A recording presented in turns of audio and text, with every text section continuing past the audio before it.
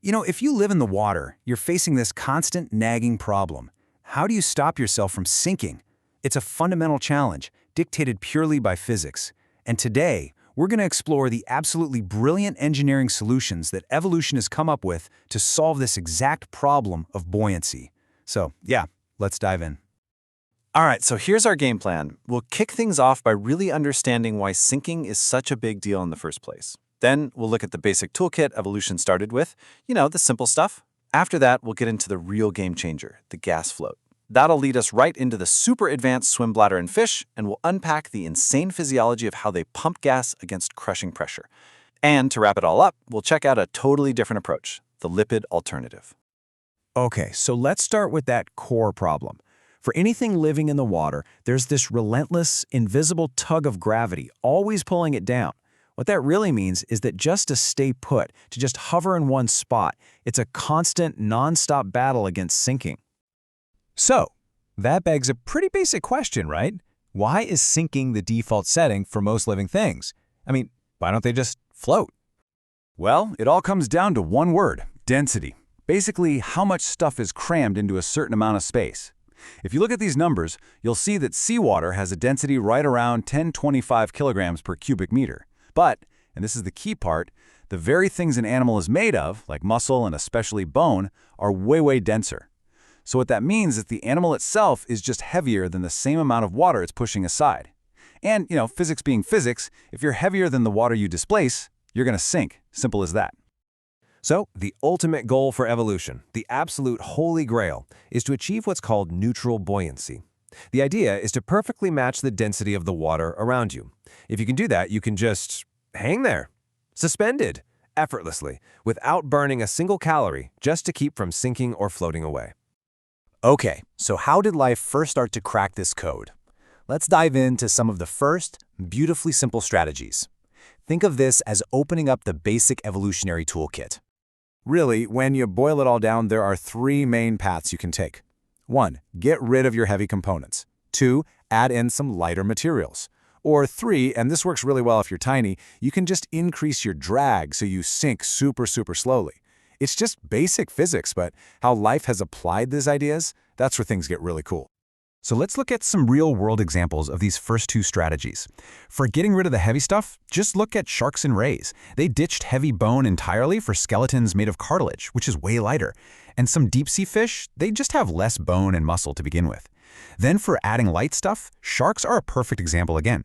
They pack these enormous livers, we're talking over 20% of their entire body weight, full of low-density oils. And it's not just the big guys. Even teeny tiny plankton and fish eggs use the exact same trick, adding little oil droplets to help them float. But here's the thing. Oil is still pretty heavy. Compared to the ultimate lightweight material, gas. A pocket of air? That was a truly revolutionary invention for solving the buoyancy problem. And this gas-based solution showed up in two main flavors. On one side, you've got rigid-walled floats. The classic examples are the cuttlebone inside a cuttlefish, or that famous chambered shell of a nautilus. These are basically hard, reinforced containers for the gas. On the other side, you have the soft-walled floats. Think of the Portuguese man-o'-war's sail. It's pretty much just a flexible bag filled with gas. But for our purposes today, we are zeroing in on the version that bony fish absolutely perfected, that advanced, internal, soft-walled float we all know as the swim bladder. And right away, we see something pretty fascinating. A marine fish's swim bladder only needs to be about 5% of its body volume. But a freshwater fish, it needs a bigger one, around 7%. So why the difference? Well, it's because salt water is denser than freshwater, thanks to all those dissolved salts.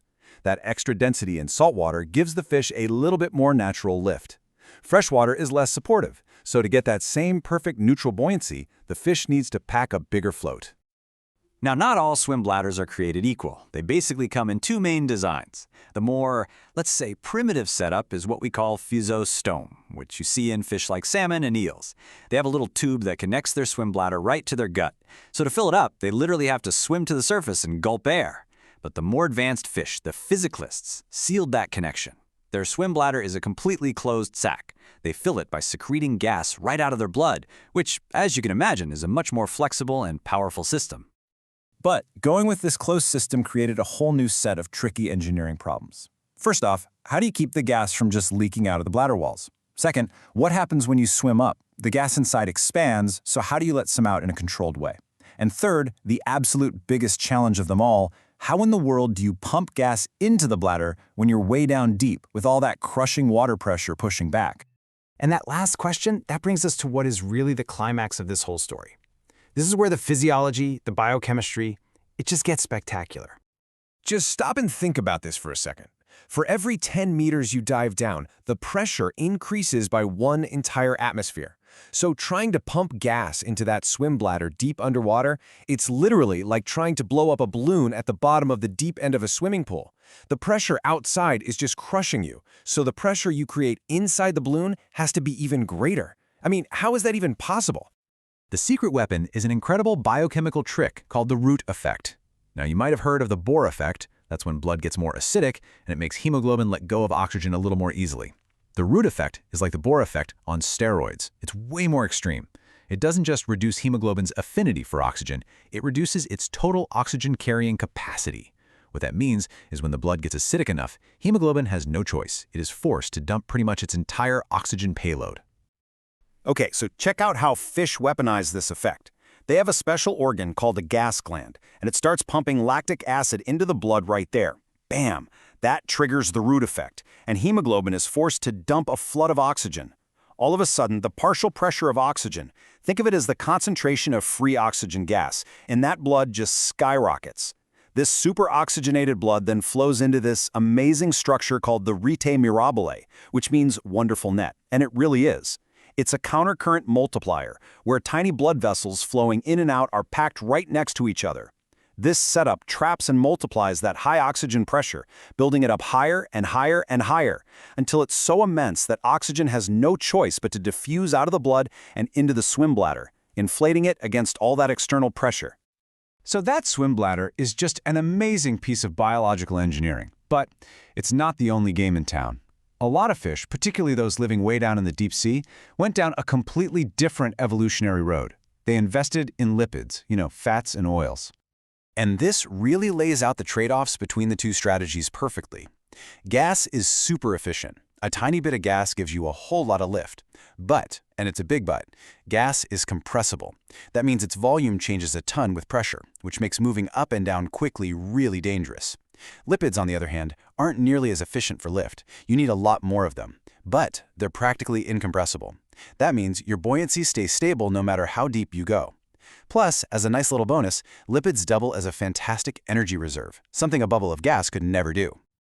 And if you want to see this strategy taken to the extreme, just look at the liver of a deep-sea squaloid shark. I mean, our own livers are maybe 5% of our body weight. A squaloid shark's liver can be over 25% of its entire body weight, and it's almost entirely dedicated to one thing, storing a really low-density oil called squalene. That is a huge metabolic investment, all for one reason: to get stable buoyancy in the deep ocean. All right, let's just quickly run through the main points here. First, buoyancy is all about solving the problem that bodies are just denser than water. Second, the strategies go from simple stuff like having less bone or more oil, all the way up to complex gas floats. Third, those advanced Physoclists swim bladders use that incredible 1-2 punch of the rete effect and a countercurrent system to pump in gas against insane pressure. And finally, remember that lipids, like squalene, are the alternative path. They trade efficiency for rock-solid stability, especially at depth. Okay, time for a quick quiz to make sure that really stuck. What's the name of that physiological principle that's key to reducing hemoglobin's oxygen capacity, and I'm stressing capacity, not just affinity, in that gas gland? If you're thinking the rete effect, you nailed it. Absolutely right. And I'll leave you with one last thing to chew on. We've laid out all the pros and cons of using gas versus using lipids, so put on your evolutionary engineer hat for a second. What kind of environment or what kind of lifestyle would make investing in heavy but stable lipids the winning strategy over a super efficient but much more fragile gas bladder? It's something to think about. Thanks for tuning in.